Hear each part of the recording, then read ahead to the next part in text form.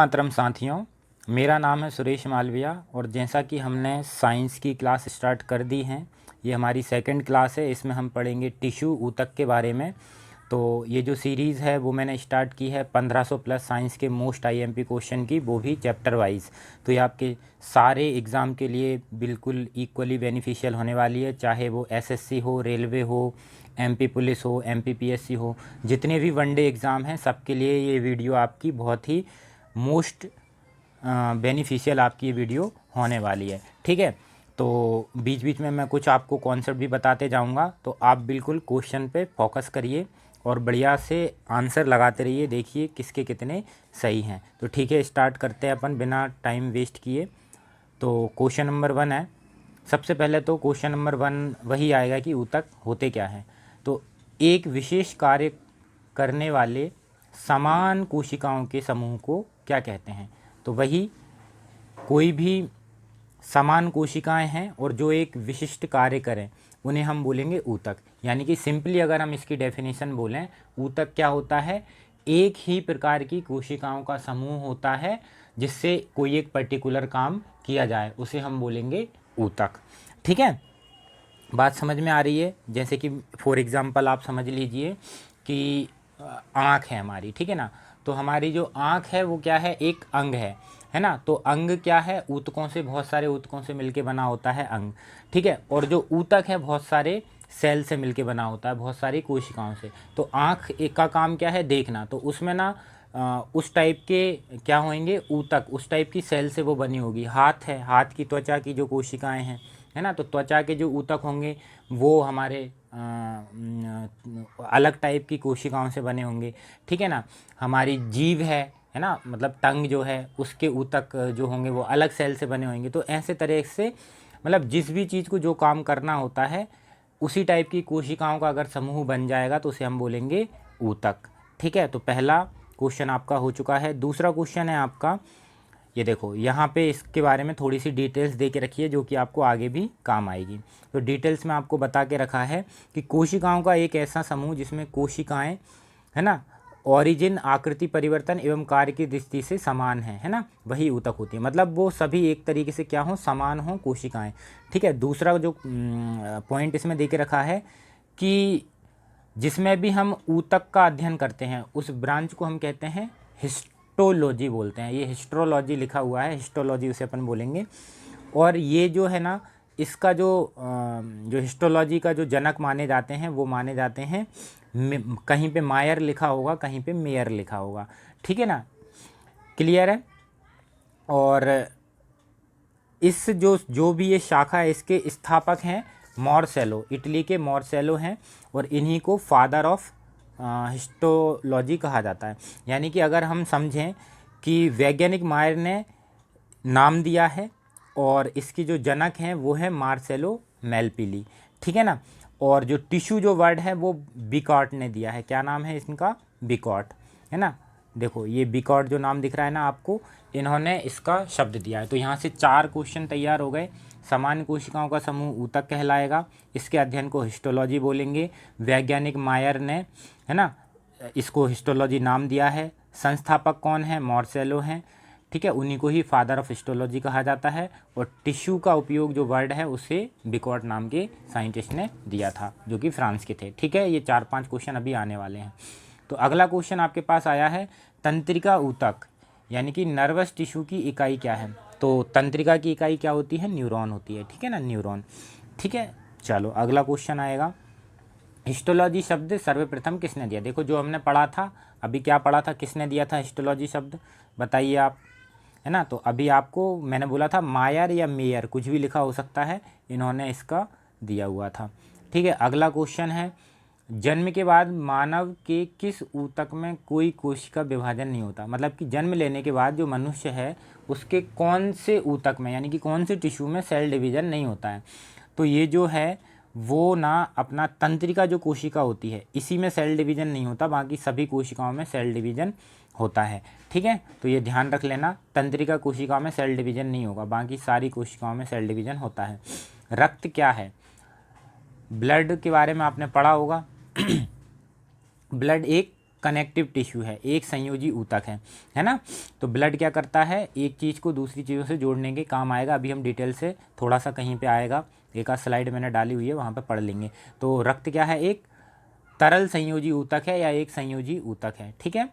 चलो अगला क्वेश्चन है क्वेश्चन नंबर 6, नाभि रज्जु जो होती है ना, जो बच्चों के नाभि से कनेक्टेड होती है जन्म के टाइम पे, जब वो जन्म लेते हैं, क्या बोलते हैं उसको, है ना। तो वो जो नाभि रज्जु है वो किस तरीके का जो है वो ऊतक होता है ना, प्लेसेंटा बोलते हैं उसको, ठीक है ना। तो जो प्लेसेंटा ही है ये एक तरीके से। तो ये किस ऊतक की बनी होती है, ये बनी होती है प्रौढ़ संयोजी ऊतक से बनी होती है, ये प्रौढ़ संयोजी ऊतक से ये बनी हुई होती है। अगला क्वेश्चन है, किसी जीवित देह के भीतर कोशिका या ऊतक की मृत्यु को क्या कहते हैं। ये बहुत आईएमपी क्वेश्चन है, कई बार एग्जाम में पूछा गया है ना। कि मतलब कोई भी जो जीवित शरीर है उसके अंदर ऊतक की जो मृत्यु हो जाती है उसे अपन क्या बोलते हैं, नेक्रोसिस बोलते हैं। क्या बोलते हैं, नेक्रोसिस। यानी कि कोई भी ऊतक जब मर जाता है उस, है ना, उस क्रिया को अपन बोलते हैं नेक्रोसिस बोलते हैं, ठीक है। अगला क्वेश्चन है क्वेश्चन नंबर 8, निम्नलिखित में से कौन एक संयोजी ऊतक नहीं है। तो देखो, ब्लड एक संयोजी ऊतक है, अस्थि संयोजी ऊतक है, स्नायु यानी कि लिगामेंट, इसे क्या बोलते हैं, लिगामेंट बोलते हैं। क्या बोलते हैं, लिगामेंट। सुना होगा ना, बोन से बोन को कनेक्ट करता है, हड्डियों से हड्डियों को जोड़ता है, लिगामेंट। तो ये तीनों क्या है, संयोजी ऊतक हैं। ये त्वचा संयोजी ऊतक नहीं है। त्वचा क्या नहीं है हमारी, संयोजी ऊतक नहीं है। तो अगला क्वेश्चन हम आएंगे, ठीक है ना, क्वेश्चन नंबर 9 पे। क्वेश्चन नंबर 9 से पहले ये थोड़ा सा देखो, ऊतक दो प्रकार के होते हैं, एक जंतु ऊतक होते हैं, एक पादप ऊतक होते हैं। तो यहाँ पे जंतु ऊतक का कुछ वर्गीकरण दे के रखा है। देखो, जितने भी टाइप के जो जंतु होंगे ना हमारे, किसी भी कोई भी जंतु हो, ठीक है ना, वो जितने भी टाइप के जो हमारे जंतु होंगे वो 4 टाइप के टिश्यू से ही मिलके बनते हैं। कितने टाइप के टिश्यू से मिलके बनते हैं, 4 टाइप के ऊतक से मिलके बनते हैं। पहला है एपिथेलियम या फिर उपकला ऊतक, दूसरा है पेशीय ऊतक, ठीक है, तीसरा है संयोजी ऊतक यानी कि वही कनेक्टिव टिश्यू, और चौथा है तंत्रिका ओसी। ये 4 ही टाइप के ऊतक पाए जाएंगे एक जीवित जो भी जंतु है उसके शरीर में, ठीक है। अब जो एपिथेलियम जो टिश्यू होते हैं या उपकला जो ऊतक होते हैं, ये पाए जाते हैं जैसे कि हमारे शरीर की त्वचा वगैरह हो गई ना, यहाँ पे पाए जाएंगे। अब ये जो पेशीय ऊतक हैं, ये 3 टाइप के होते हैं, रेखित पेशी, अरेखित पेशी और हृदय पेशी। तो जो रेखित पेशियाँ जो होती हैं ना, वो ना ऐच्छिक काम जितने भी होंगे ना, ऐच्छिक काम कराने वाले जो अंग होंगे वहाँ पे पाई जाएंगी। अरेखित पेशियाँ अनैच्छिक काम वालों में, और हृदय पेशियाँ ये केवल ना हृदय की जो हमारा हार्ट है ना वहाँ पे ही पाई जाएंगी और कहीं नहीं पाई जाएंगी। संयोजी ऊतक होते हैं तंतुमय यानी कि वही लिगामेंट, उपास्थि यानी कि कार्टिलेज, अस्थि यानी कि बोल, तरल यानी कि वही तरल संयोजी ऊतक जैसे कि ब्लड वगैरह। तो ये संयोजी ऊतक के एग्जाम्पल हो गए, ठीक है। और तंत्रिका ऊतक जो हमारे जैसे कि साइटोन हो गया, डेंड्रॉन्स हो गए, एक्सॉन हो गए, है ना। तंत्रिका देखा होगा ना, उसमें 3 चीज़ें होती हैं, है ना, डेंड्रॉन, साइट्रॉन, एक्सॉन। तो ये जंतु ऊतक का पूरा वर्गीकरण हो गया। इसमें से आपके 8-10 क्वेश्चन अभी बनने वाले हैं, तो आपको समझ में आ चुका होगा। तो निम्नलिखित में से कौन सा संयोजक ऊतक नहीं है। तो देखो, एक क्वेश्चन तो यहीं आ गया। तो देखो, अस्थि संयोजी ऊतक है, उपास्थि है, रक्त है, कंकाल पेशी नहीं है संयोजी ऊतक, ठीक है। ओके, अगला क्वेश्चन है, निम्नलिखित में से कौन एक संयोजी ऊतक नहीं है। देखो, फिर से ये पूछ लेगा आपसे, बहुत बार आए हुए हैं ये क्वेश्चन एग्जाम में, हर एग्जाम में आपके ये क्वेश्चन पूछे गए हैं, और ये रिपीटेड क्वेश्चन है वेरियस एग्जाम्स के, यूपीपीसीएस हो गया, एमपीपीएससी हो गया, एसएससी, है ना, रेलवे, इन सभी एग्ज़ाम में ये क्वेश्चन पूछे हुए हैं। एमपी पुलिस का अगर आप तैयारी कर रहे हैं तो उसमें भी ये क्वेश्चन पूछे जाएंगे, 15 नंबर के क्वेश्चन पूछे जाते हैं उसमें भी। तो बिल्कुल हर एग्ज़ाम के लिए इक्वली बेनिफिशियल हैं, तो आप बिल्कुल इनकी तैयारी करिए। बाकी मैं बता तो रही हूँ डिटेल साथ में, तो आप लोग बढ़िया इनकी तैयारी करते रहिए। तो लिंक्स में से एक कौन संयोजी ऊतक नहीं है। तो देखो, तो इनमें से अपना जो है, जो हृदय की जो मांसपेशी है ना, ये संयोजी ऊतक नहीं है, ठीक है। देखो इसमें अस्थि है, ये तीनों होते हैं हमारे, ठीक है। जो हृदय की मांसपेशी हमने क्या पढ़ी थी, हृदय की जो मांसपेशी जो हमने पढ़ी थी वो हमने पढ़ी थी क्या, वो हमारी नहीं थी, वो हमारी क्या थी, एक पेशीय ऊतक था। क्या था वो, पेशीय ऊतक था। पेशीय ऊतक 3 होते हैं, रेखित, अरेखित और कार्डियक, ठीक है। तो ये वहाँ पे अपन ने पढ़ा था। मांसपेशी को हड्डी से जोड़ने वाले ऊतक को क्या कहते हैं? तो देखो, मांसपेशी से हड्डी, अभी थोड़ी देर पहले हमने पढ़ा था बोन से बोन को कौन जोड़ता था? बोन से बोन को जोड़ता था लिगामेंट, है ना, बोन से बोन को जोड़ता था लिगामेंट। और एक और होता है टेंडन, वो मांसपेशी को हड्डी से जोड़ता है, ठीक है ना। तो ये जो टेंडन होता है ना, ये मांसपेशी को हड्डी से जोड़ता है, लिगामेंट बोन से बोन को जोड़ता है, ठीक है। तो ये चीज़ आपको ध्यान रखनी है। लिगामेंट किससे किसको जोड़ेगा? लिगामेंट जोड़ेगा बोन से बोन को, और टेंडन किससे किसको जोड़ेगा, है ना, पेशी से बोन को जोड़ेगा, ठीक है। तो ये इसका आंसर हो गया सी। अगला क्वेश्चन है, तंत्रिका ऊतक में संवेदनाओं का चालन किस रूप में होता है? ठीक है, तो जो तंत्रिका ऊतक होता है, जो उसमें जो सिग्नल होते हैं, जो संवेदनाएं होती हैं, है ना, वो ना एक वेव के फॉर्म में चलती हैं। तो केमिको मैग्नेटिक वेव, यानी कि केमिको मतलब केमिकल, मैग्नेटिक यानी कि जो चुंबकीय हैं, और वेव यानी कि तरंग, है ना, चुंबकीय रासायनिक तरंग कह सकते हैं, ठीक है। तो इस तरीके से सिग्नल अपनी तंत्रिका ऊतक में चलते हैं, ठीक है।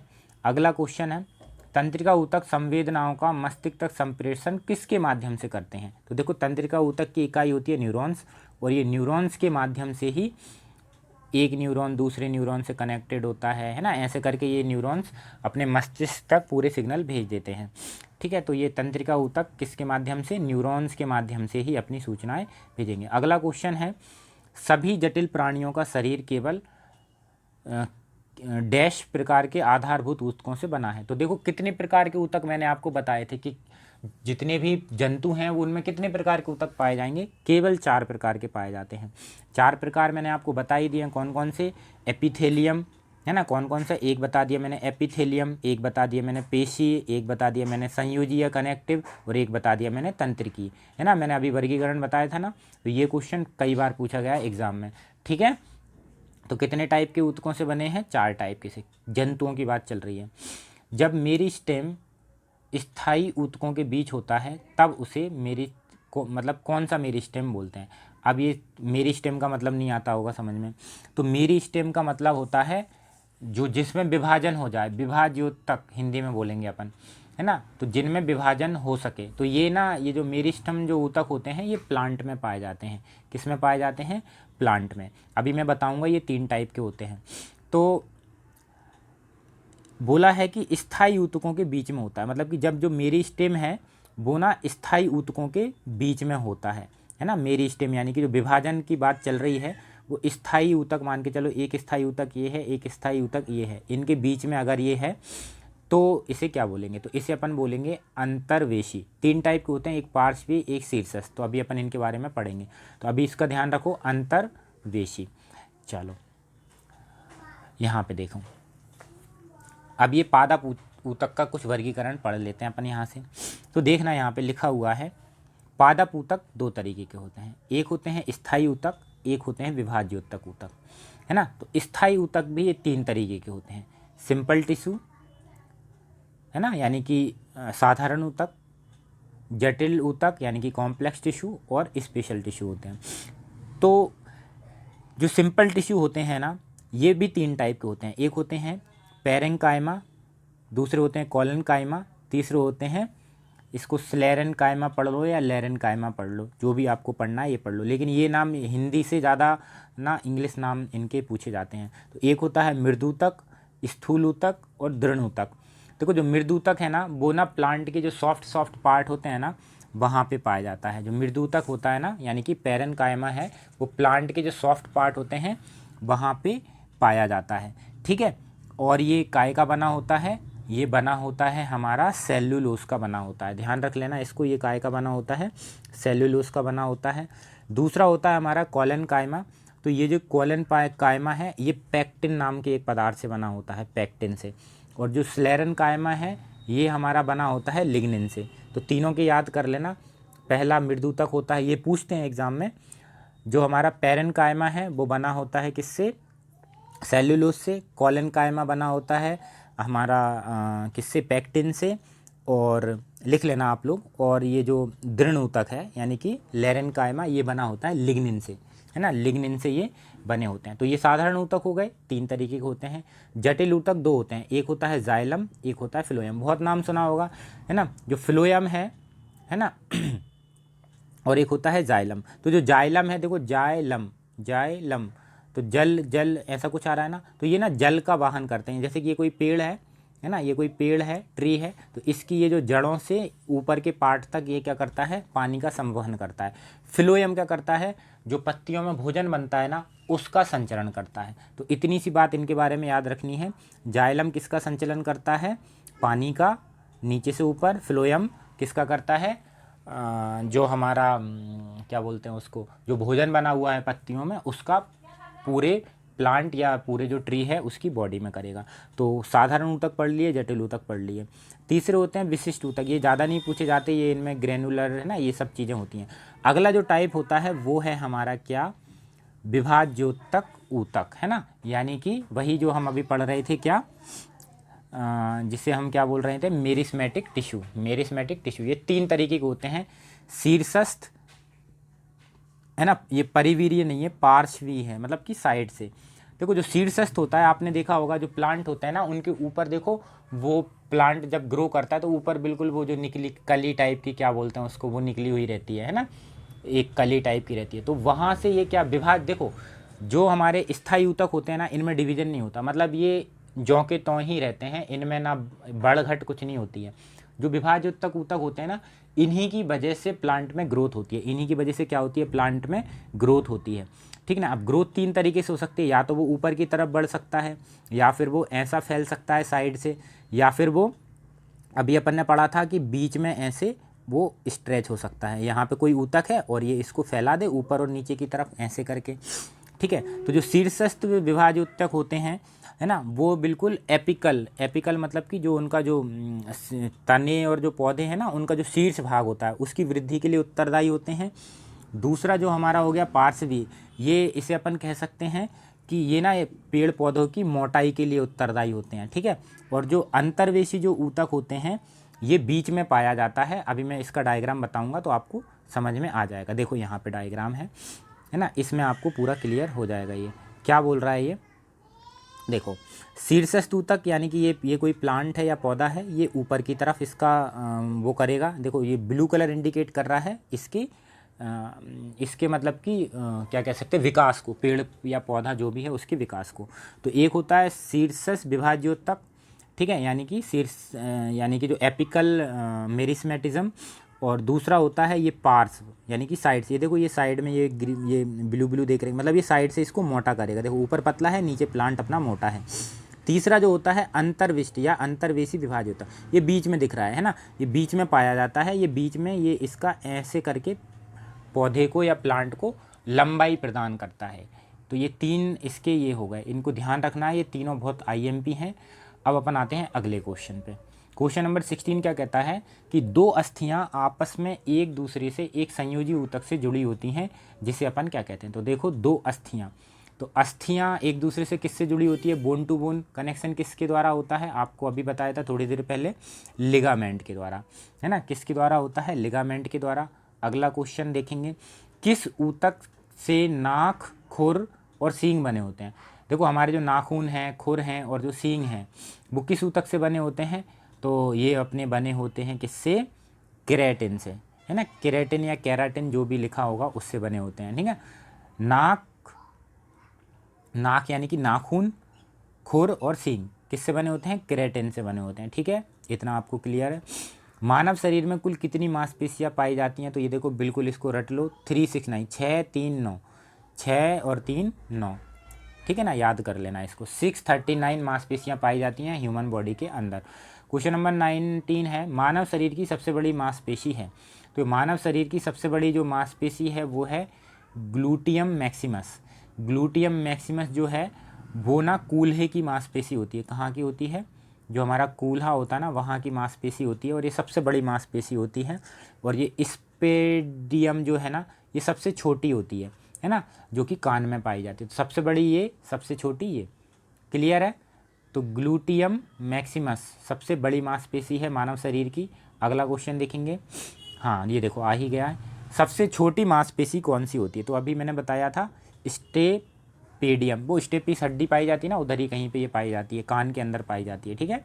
अगला क्वेश्चन है, मांसपेशियों में थकान किसके इकट्ठा होने से होती है? तो देखो जब हम दौड़ते हैं या फिर कुछ भारी काम करते हैं तो हमें हाथ पैर दर्द करने लगते हैं। ये जो थकान होती है वो क्यों होती है? क्योंकि बॉडी में लैक्टिक एसिड जमा हो जाती है, लैक्टिक अम्ल वहाँ पे जमा हो जाता है। अगला, निम्नलिखित में से कौन सी दवा मांसपेशियों में दर्द से राहत के लिए उपयोग की जाती है? तो देखो क्या नाम है, पीड़ानाशक, प्रतिजीवी, रोगाणु, विषनाशक। ये तीनों नहीं है, पीड़ानाशक। देखो नाम से ही पता चल रहा है ना, पीड़ानाशक यानी कि पेन किलर। दर्द निवारक मरहम आयोडेक्स में किसकी गंध आती है? तो देखो आयोडेक्स है उसमें किसकी गंध आती है? देखा होगा, सूंघा होगा, है ना। तो ये अपनी जो गंध है वो आती है अपनी मिथाइल सिलिसिलेट की। किसकी गंध होती है? वो मिथाइल सिलिसिलेट की है। इसको याद रख लेना, very very very IMP question है, कई बार पूछा गया है, ठीक है। तो मिथाइल सेलिसिलेट की गंध आती है। अगला जो क्वेश्चन है, लिग्निन का जमाव किस में पाया जाता है? तो मैंने आपको बताया था, याद करो, जब मैं अभी थोड़ी देर पहले मैंने आपको सरल ऊतक बताए थे ना, स्थायी ऊतक में जो भी साधारण ऊतक थे, सिंपल टिश्यू, उनमें मैंने एक पैरेन्काइमा, कोलेन्काइमा बताए थे ना, 3 नाम लिखवाए थे, पैरेन्काइमा, कोलेन्काइमा और एक लेरेन्काइमा। तो इसमें मैंने बताया था क्या किसका जमाव होता है? सेल्यूलोस, सेल्यूलोस की बनी होती हैं ये। कोलेन्काइमा किसकी बनी होती हैं? पैक्टिन की बनी होती हैं। किसकी बनी होती हैं? पैक्टिन, TIN है ना ये, ठीक है ना, पैक्टिन की बनी होती है। और ये स्लेरनकाइमा या दृढ़ ऊतक है ना, इसे अपन दृढ़ ऊतक बोलते हैं, तो ये काय की बनी होती है? लिग्निन की बनी होती है। तो लिग्निन का जमाव किस में होता है? दृढ़ ऊतक में होता है, ठीक है, क्लियर है। और ये स्थूल ऊतक जो है ना, इसमें हमारा काय का जमाव होता है? पैक्टिन का। और ये वायु ऊतक और ये हरी, ये दोनों किसके टाइप हैं? ये पैरेन्काइमा के टाइप हैं और इनमें सेल्यूलोस की बनी होती हैं। एक बार और बता देता हूँ मैं आपको ये सब चीज़ें। दृढ़ ऊतक, एक सेकेंड, ये जो दृढ़ ऊतक है इसे अपन बोलते हैं लेरेन्काइमा, इंग्लिश में SCLERENCHYMA, लेरेन्काइमा।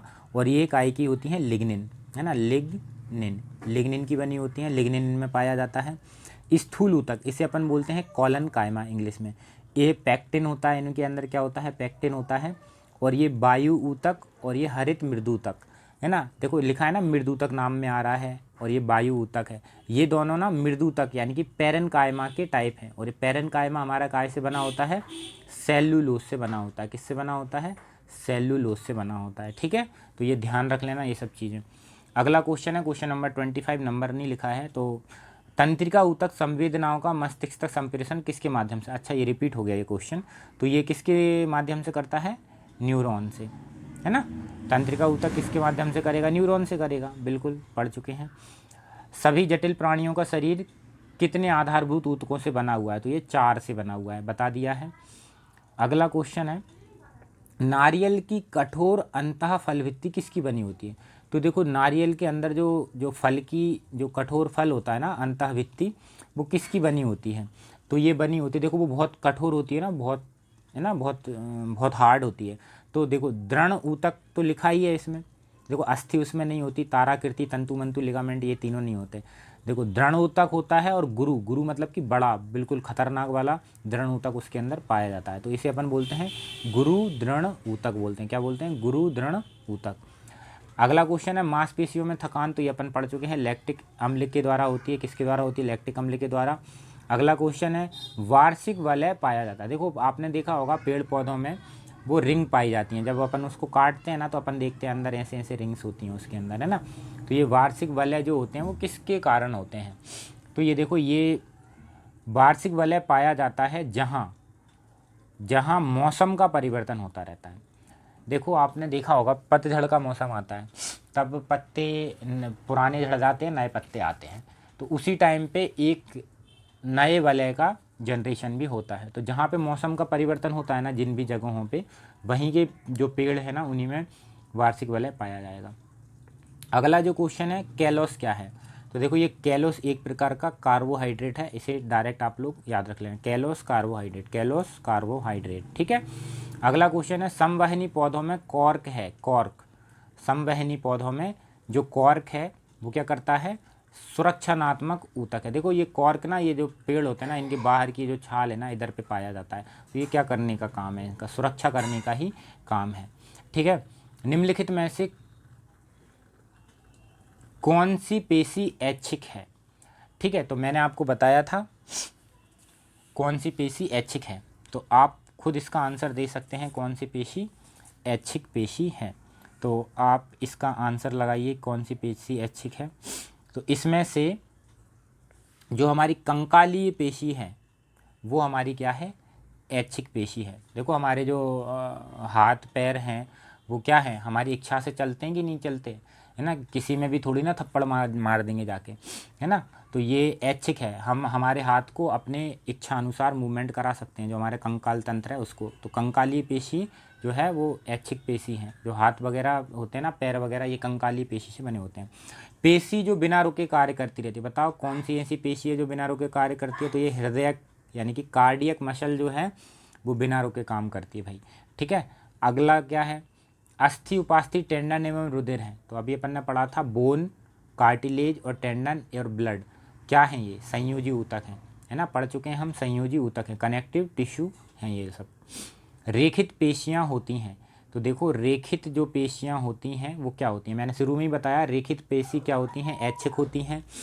अनैच्छिक कौन सी होती हैं, अरेखित होती हैं, ठीक है। तो रेखित पेशियाँ जितनी भी होंगी इन्हें अपन इंग्लिश में बोलते हैं स्टेरिएटेड, है ना, क्लियर है। रेखित को स्टेरिएटेड और उनको नॉन स्टेरिएटेड ऐसा कुछ बोलते हैं, ठीक है। तो ये ऐच्छिक पेशी जितनी भी हैं वो रेखित हैं, ठीक है। अगला क्वेश्चन है, भुजाओं एवं पादों में पाई जाने वाली, पाद मतलब पैर में पाई जाने वाली कोशिका पाई जाने वाली पेशी है।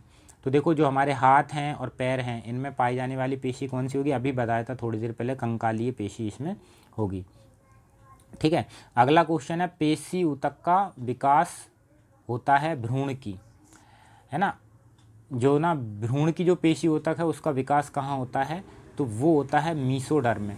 अब ये एक्टोडर्म, एंडोडर्म, मीसोडर्म क्या है, तो आप लोगों ने देखा होगा जब भी जो भ्रूण होता है ना, एम्ब्रायो, वो ऐसे अपने माँ के गर्भ से ऐसे चिपका रहता है, गर्भाशय से, है ना। तो ऐसी 3 तरीके की ये पाई जाती हैं, एक होता है एक्टोडर्म बाहर, एंडोडर्म अंदर, और ये बीच की जो मसल होती है इसे अपन बोलते हैं मीसोडर्म। मीसो मतलब कि मिडिल, है ना। तो इसी में इसका विकास होता है, ठीक है, मतलब पेशी ऊतक का विकास होता है, भ्रूण की जो पेशी ऊतक का विकास होता है इसमें, ठीक है, मीसोडर्म में। अगला क्वेश्चन है, पेशी निर्माण करने वाली कोशिकाएं, जो पेशियों का निर्माण करती हैं उन कोशिकाओं को मायोब्लास्ट बोलते हैं, क्या बोलते हैं, मायोब्लास्ट बोलते हैं, ठीक है।